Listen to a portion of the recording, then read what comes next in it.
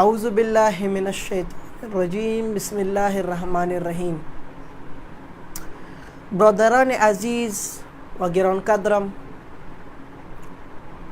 قبل از همه به حضور تک تکتان تحفه سید الانبیا رسول محمد صلی الله علیه و سلم که عبارت از السلام علیکم و رحمت الله و برکاته است تقدیم می نمایم. امروز می خواهم تا که یک 3 یا 4 دقیقه وقت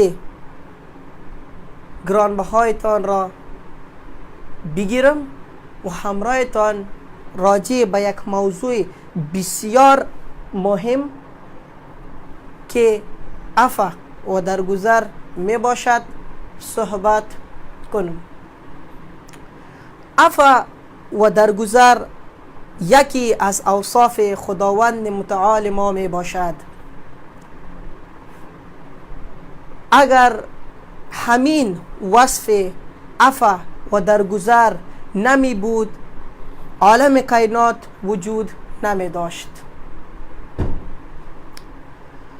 آن واحد به جرم گناه های ما یا گناه های ما که در روی زمین به وقوع می پذیرد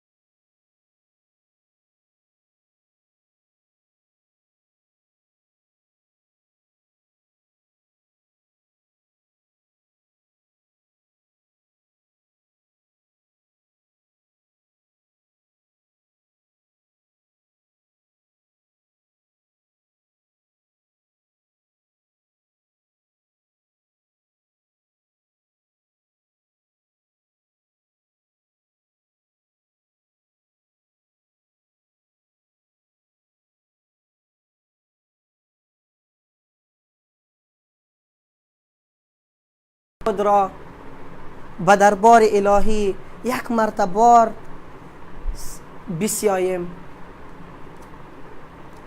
برادران نهایت عزیز و علاقمندانم، اگر یک شخص